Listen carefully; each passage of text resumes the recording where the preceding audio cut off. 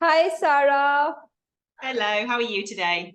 I'm doing good. Thank you so much for asking, Sarah. What about you? I am thrilled, completely thrilled.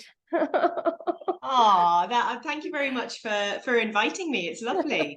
I'm fine. It's extremely hot where I live today. We're having a heat wave, so I'm Oh, desperately trying to stay cool. I hope you can't. Is the sound all right? Because I've got a lot of fans on. no, but it's fine.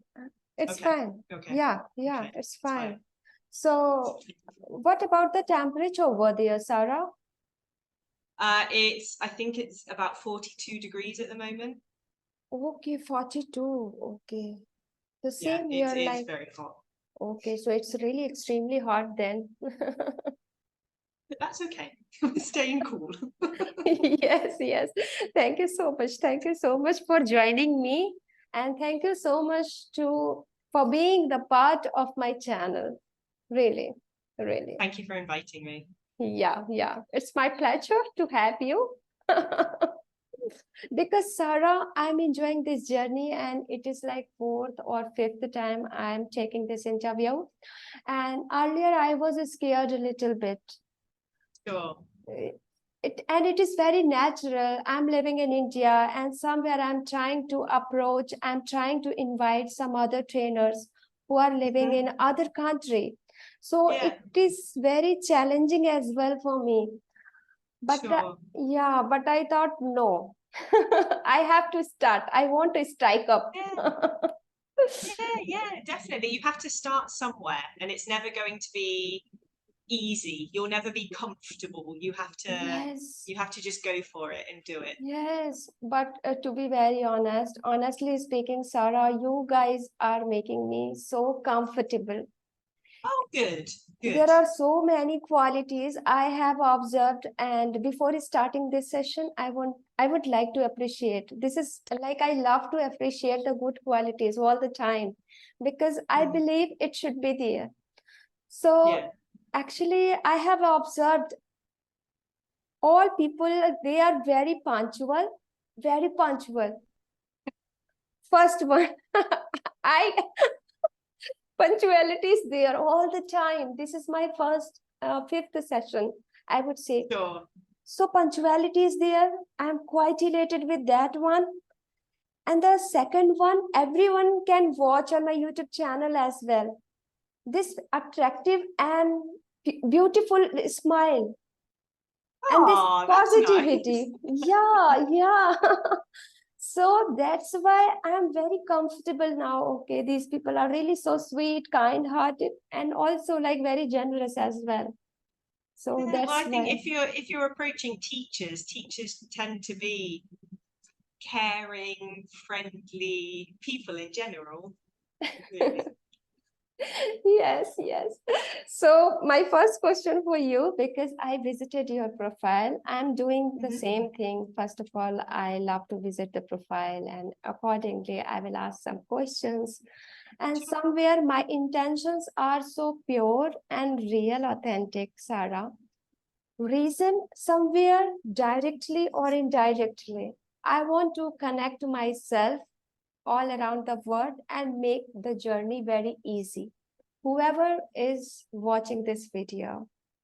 Mhm. So you are helping actually advanced speaker, right? Yeah, Advanced yeah, that's learner. right. That's right. So yeah. So what are the challenges do you face to tackle The, this kind of level? sure. So I think I tend to say the same thing to this Mhm. question because advanced level, people automatically think of advanced vocabulary, Yes. lots of grammar, Mhm. complicated skills. But Mhm. really, as a teacher, the thing that is my biggest challenge is getting my students to believe Mhm. that they have the level that they already have. I Yes. have so many students who either we start working together or I've been working with them for a while, Mhm. and they just always feel that they don't have enough. They don't have enough vocabulary. Their Yes. accent isn't good enough. Yeah. Their grammar isn't good enough. They don't know enough advanced structures. And that's not true. They're wonderful speakers, writers. They use English in their Yes. daily lives, but they just Yes. always feel like what they have isn't enough. And it's that for me is the biggest challenge, getting my students to really see that what they already have is enough, that they already have a wonderful level, and to kind of try to go against this culture that's out there a little bit at the moment with English or with languages, this like fear of making mistakes, that someone doesn't speak English well enough unless they speak with a perfect accent with no mistake, and that's just not true. So that's my biggest challenge. It's nothing to do with the actual language that I have to teach. It's helping my students with their mindset and getting them to believe in themselves and really recognize that they already have a fantastic level. Yes, actually, as a tutor, as a trainer, I realized the same. Because it is also a part of our job to keep them motivated all the time. However, I want to say, like you said, yes, they have to keep such kind of belief in themselves, whatever they are carrying, it's enough to take the initiative. Yeah, definitely. To And I start do, with I teach two different groups of students. I teach, one group is I prepare students for the Cambridge exams. So I prepare students for the C1 Advanced, C2 Proficiency. So there are specific things that they have to do. And they have to do well because it's an exam.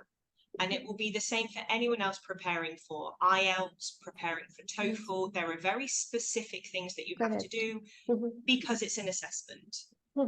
But on the other hand, I teach students who generally they're students who I have already prepared for an exam.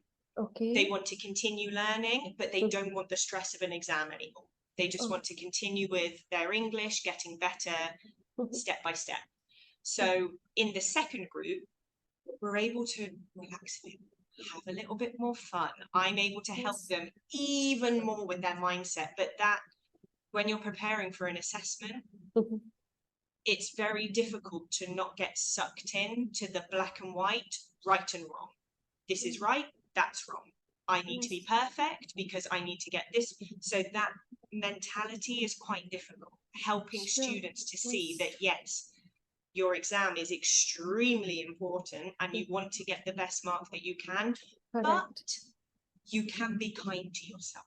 You can make progress by being kind to yourself about it. You don't have to constantly tell yourself that you're not good enough or you're not there yet. Well, why aren't I there yet? It's that trying to get that balance is difficult. Yes, and no need to be rigid at all. I think it is a learning journey and it is second language. Try to keep aside all the negative things. I believe in such a manner, if you have decided, okay, you are ready to learn this language. So first of all, keep yourself motivated and try to enjoy the process. In each single video, I'm telling this, please try to enjoy that process. Yeah, you have to find things that you enjoy, because if not, how are you going to stay motivated? Yes. You have to find those pockets of joy that make it enjoyable. Yes, joy is very important and crucial. Absolutely. Okay, so and the thing is that you have to create positive environment as well. And Sarah, that's why internationally I'm trying to connect myself, because somewhere it's easy.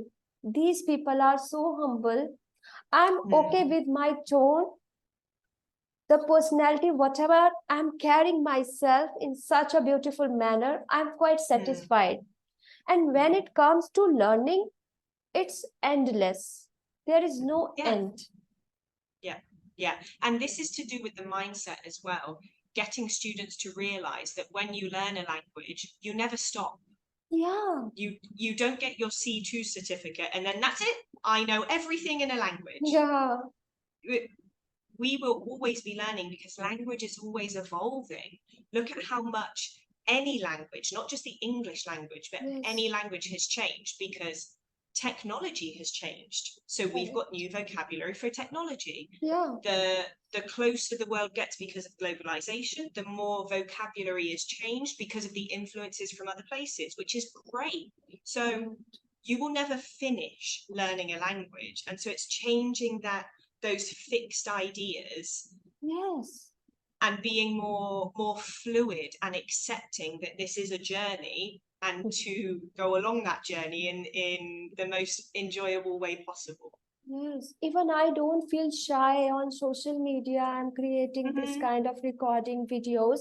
So I don't feel shy to admit that one. Every day I'm learning. New idioms, phrasal verbs, rephrasing of the sentence. I'm doing the same. So why there is a fear, shyness, and sometimes we feel very apprehensive? I think it has a lot to do with traditional school, because everything at school is graded. We are very used to things being, as I've said before, black and white, right and wrong. And we learn at school that the thing that we least want, the thing that we want to avoid the most, is getting the wrong answer. At least that's how it was in my school. You wanted to get the correct answer. That meant the teacher would be happy with you, and that meant that your day at school would be a good day.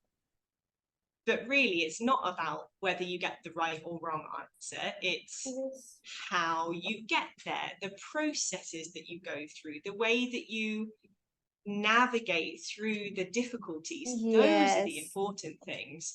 But traditionally at school, we aren't taught that way. So we're brought up in a culture and an environment that we're just constantly trying to get the correct answer. So when, as adults, when we don't get the correct answer, it's frustrating. And I think with language, often with language, there isn't one correct answer. There isn't one way to express an idea or one way to say something. Yes, for sure, for sure. That's another thing with advanced classes, which I'm sure you know. It's constantly, I don't know, I'm constantly kind of saying, that's a great way to say that. You could also say this.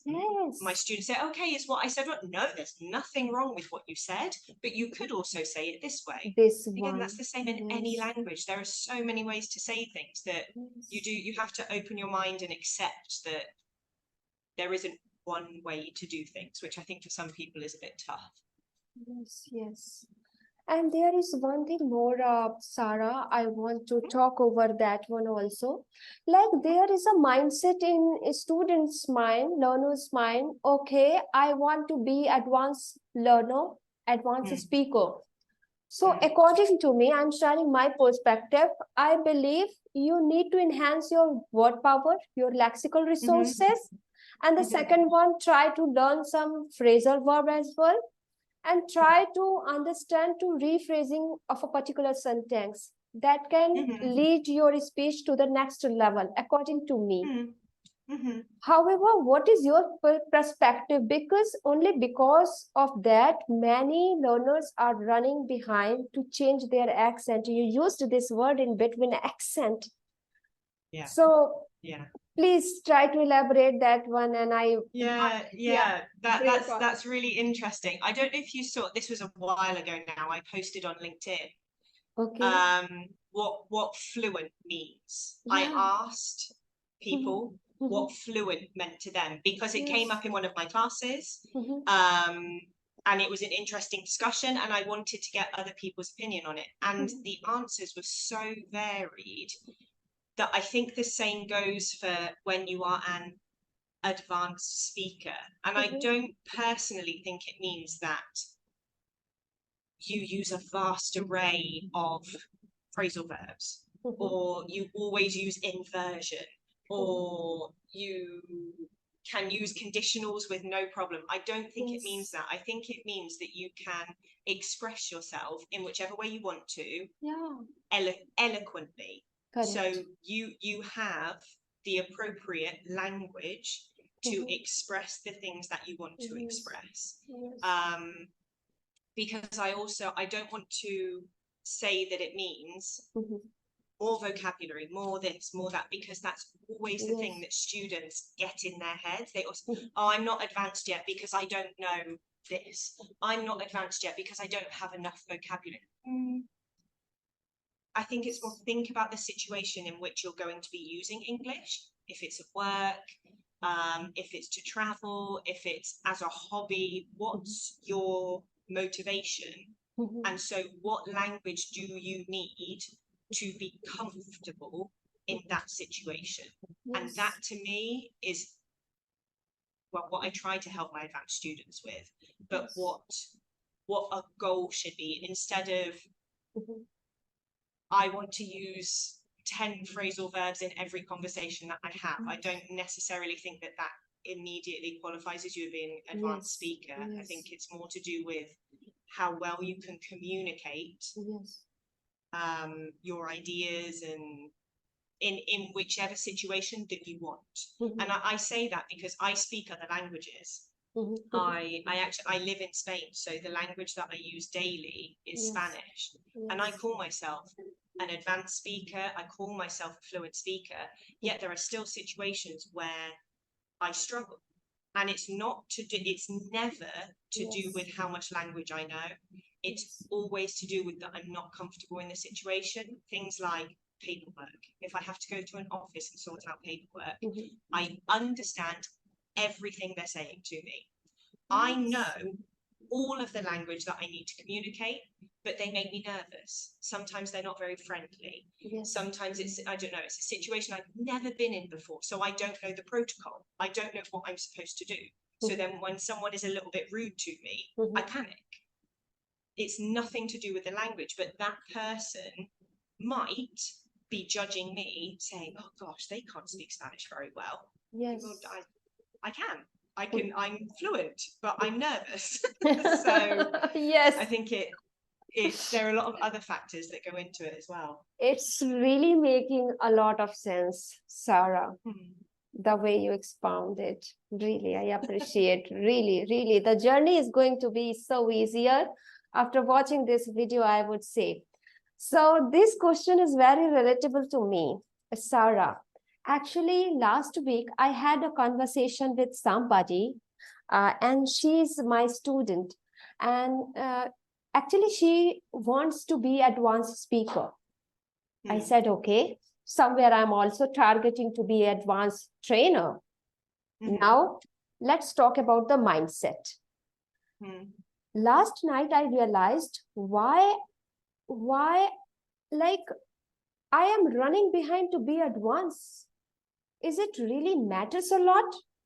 I rationalized my thoughts in such a manner. So I found, I think the reality is that when it comes to learn a new language, to grasp a new language, so the first crucial and significant thing is that if you are able to speak your thoughts, you are fluent.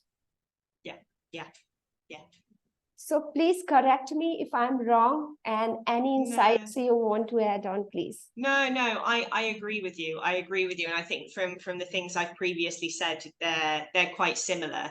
I think if you can express yourself in a way that you are satisfied with in the situation in which you need to use the language, to me, that's fluent. It doesn't mean never hesitating. It doesn't mean never making mistakes. It doesn't mean only using language that kings and queens use because that's no. It's like you've said, expressing the thoughts and ideas that you have. And I think in the situation that you want to. Yes. And side by side, yes.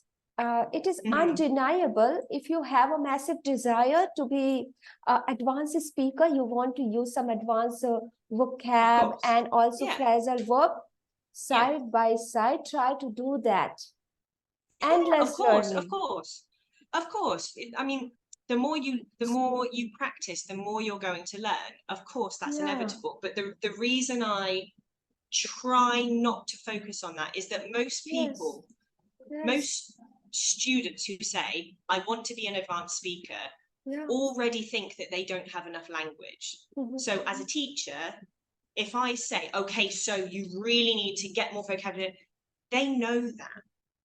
They know that already. So by listening to their teachers saying to them, kind of validating their worries that, oh, no, I'm not good enough, I don't think that's a good teaching style to have. Yes.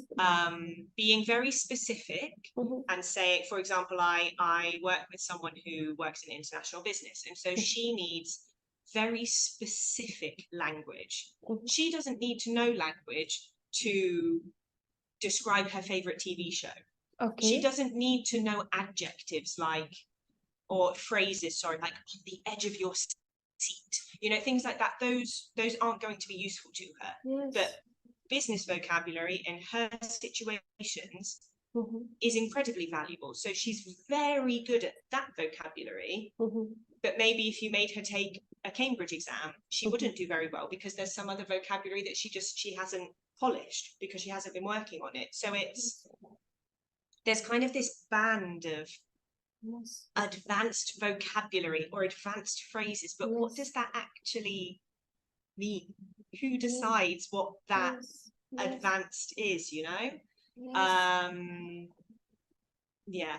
And I just going back, you were saying you were talking to one of your students. Do you ever ask the people that you train, what does advanced mean to you? When they say to you, I want to be an advanced speaker. Okay. What do you imagine when you think of yourself as an advanced speaker? What does that actually mean? Yes. And try to get like, go ahead. No, please, sorry, Sarah, please continue. Actually, yeah, sorry. But I was about to say at that time that I always try to put a question in front of them. What is your goal? What is your goal? So to identify that one, it is very important because in India, I realized, and I have no fear to speak in this video also. In India, I have analyzed so minutely, Sarah, like for the spoken English, there is only one concept I want to speak in English. But the thing is that I realized goal should be there. If your goal is clear, you can make a strategy accordingly. Otherwise, it is not possible to reach at a point, your destination. Exactly. Yeah, exactly. Goals, well, it's like, I can't remember the phrase that I was going to say, but it's smart goals. Goals need to be smart when they are specific, measurable, achievable, because it's not enough to say, I want to be an advanced speaker. First, what does that mean? Second, you need tangible things that you can say, that means doing this. That means being able to do this. That means feeling like this. Because if not, I don't think many students will ever accept that they are at an advanced level when they get there. Because there's no evidence. Because they don't really know what that means. It's true. Really, I'm enjoying, and side by side, I'm learning, Sarah, because really you are such a wonderful and positive. I can feel the positivity. The first I would like to mention, really, the energy, the way you are speaking, and people are going to learn more about the body language. It matters a lot. Oh, I know. It reflects. No, it's wonderful. It's wonderful. Even I'm trying to make a change. Like speaking is there, Sarah. But I love to interrupt in between. Please try to maintain your body language. Try to use your hand gestures. Your smile, maintain it. Okay, it is very important. It can beautify your speech. It's true. It's true. Well, it changes the sound of your voice as well. If you're smiling while you're talking, it even like lifts up the tone of your voice. That was one of my first jobs. Years ago, I was working on a reception desk, and the boss there said, before you pick up the phone, smile. You can hear the difference. And so I think I've always held that in my head whenever I've been in a classroom or in the situation. Yes. So hope you are enjoying this conversation with me, Sarah. It's lovely. Thank you. Make me feel very welcome. Yeah. So one more thing, there is a word validation. Validation, and I think you used also. So sometimes it is a mindset for everybody. They are creating such kind of mindset. They need a validation at a point of a time. Even they are good speaker, they are able to understand, they are able to express their thoughts. So they are quite different, but again, they need a person so that the person can validate him. So what is your suggestion and piece of advice for such kind of learner, please, Sarah? Okay, well, first of all, going back to what we've just said, having a very, very clear goal so that you can also not only have that goal, but have important stages in getting to that goal. So having your final goal that you want to work towards, but then breaking that down into different stages so that each time you get to one of those stages, you feel like you're making progress, you're working towards your end goal, if you have a final goal. There are other things that you can do, because at the higher levels, the progress does seem to be slower. When you first start learning a language, you can make progress quite quickly, but the higher you get or the more you learn, the slower the progress is. So finding ways to recognize how you are making progress. So I recommend to all of my students to journal in English, to write in a diary. It doesn't have to be about their English classes. It doesn't have to be about their day. It can be about how they feel, about their confidence, how they're feeling in life or when using English. I don't recommend that they always go back and look at what they've written, because it's very personal and they might not want to read all of the thoughts that they've written in their journal. But once a month, when they're feeling those moments when they're feeling a bit demotivated, to go back and look in the journal and see, okay, no, I have made progress, because I can see 6 weeks ago, oh, look at that, I was using those phrases, but now I'm using this. I think having physical proof of the progress that they're making is really important. That's one of the ways. Recording yourself, it's the same kind of thing. So recording yourself by opening a Zoom window and just, hello? Yes, now. Can you hear me? Yeah. Okay, perfect. I think my internet. Okay. It might be mine. It might, with the heat, it might be mine. No worries. Did you hear me say about recording yourself? Yes. Okay, so to record yourself as well, I think that's a positive way to be able to see, like actually see how you are making progress. So those are things that I recommend to students. There are other things you can do. You can keep a real kind of like learning journal and keep track of okay, today I listened to this podcast, and keeping a note of how much you understood, or how much you got out of it, how much you enjoyed it. So keeping track of that. But again, it depends on the student. That's quite time consuming. So I would only recommend that last language learning journey for someone who is really struggling with confidence and really doesn't believe that they're making progress. Then I would say, okay, every single thing that you do in English, write down what it is, write down if it was difficult, if it was more straightforward, why, and I would get them to do that for about a month, and then we would talk about it together and see the progress. But I think it's difficult with a language to really see yourself, the progress that you're making, because you have to show up every day, keep doing something to practice. I think it's the same with when you try a sport for the first time. If you're trying to eat more healthily, anything, you have to do it every day. But because you do a little bit every day, or you make small changes, it's very difficult to see the change in yourself. Yes, for sure. So having physical proof to be able to look back on and see is vital, I think. What would you say? What do you say to your students? I completely agree here, Sarah. I believe like yesterday also, and every day I'm guiding them, try to score yourself. Self-validation is very important. And after listening to your statement, maybe they can believe in that one also. Because to measure, to score yourself, your progress, it is very important. It is. I just know if I ask some of my students to score themselves, students who I would score extremely highly, they would score themselves at the bottom, just because they don't see how good they are. So that's why I encourage them so much to journal, to record themselves, so they really can see the progress. Because if they only gave themselves, for example, a mark out of 10 on a day, a lot of people would say, well, 2 or 3, I'm not very good today. But if there's no proof as to why, when they look back in a month's time, they've got no proof to look at. They've just got a number, and that number is a reflection of how they felt on that day. Correct.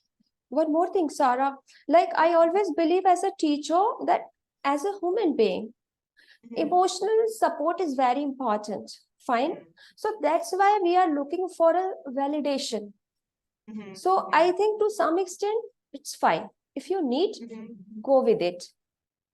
If you need that. However, self-validation is also, keep tracking your progress is very important simultaneously. Right. So we can't deny, okay, go with it. We can't control our emotions. I all the time make this statement because it's really difficult and challenging, Sarah. So one more question. How do you keep motivated to your student? It's very challenging as a teacher, as a trainer. So what are the strategies? I think that the things that I've already mentioned, to be honest, I think the relationship with your student is vital. And so being able to see when your student has things going on outside of the class that are taking them away from practicing regularly or things like that, being, having that humane, caring side to you to keep them going. The other things in terms of it's what I've said, having very clear goals, they must have clear goals, breaking those goals down into smaller steps so that they feel like they're constantly making progress. Encouragement, making sure they are doing exercises, activities that they can reflect on later, so they can actually see how they're making progress and that they enjoy. Because even if it's an exam preparation exercise that they have to do, but it isn't enjoyable, it will be demotivating. So it's trying to find a way to make those mundane, banal tasks more personal, more interesting, so that they are more motivated. So I think I said about 6 or 7 things. Yes, thank you so much. Now we have only few minutes are left. And it is really I didn't realize for a single minute, it's a long 30 minutes, I think. No, it's been 30 minutes. So thank you so much. Even I have lots of questions, but I'm going to stop myself, Sarah. And if you want to ask anything, any question, go ahead. Welcome for that. It's okay. I've asked you a couple of questions throughout our conversation. So just thank you so much for having me, and this has been lovely. Thank you for making me feel so welcome. Thank you so much. So before winding up this session, any message to all the audience you want to give? Anything would you like to? Sure, definitely. Whatever it is that you're working towards, just be kind to yourself in the process. When you hear that negative voice in your head telling you that you still aren't good enough, you still don't have enough something, be kind to yourself. Because those voices in our heads are very strong. So the kinder you can be to yourself in the end, the more effectively you will work, because we work much more effectively having a kind voice in our heads instead of a negative one. It's true. Thank you so much. Be kind, be positive, try to convey positive messages to your mind as well. So that because somewhere indirectly your brain is listening to everything, whatever negativity you are talking to somebody, and you are using for yourself as well. So to create a positive environment is the most important key. Absolutely. I can't remember, I'm thinking of a quote, but I can't remember the exact wording of it, but it's basically like, yes, whether you can or can't, yes, depends on whether you think you can or you can't. If you think you can, you can. If you think you can't, you can't. Because it's all in your head. You have to believe that you can. Correct, correct. To believe in yourself is the most important thing, Sarah, I think. And without, don't keep such kind of a fear. You are thinking a lot about consequences. It is not the solution. So what you can do is only try to follow your passion. It is your passion. Exactly. You want to learn this language. It is your problem. You want to speak in English. So you have to follow the process. After a couple of months, maybe 1 year, you can see a drastic change in your speaking and as well as in your personality as well. Okay, so thank you so much for joining me. I'm really quite elated and I learned a lot from your end also. Have a wonderful time, Sarah. You too, you too. This was lovely. Thank you very much. Thank you.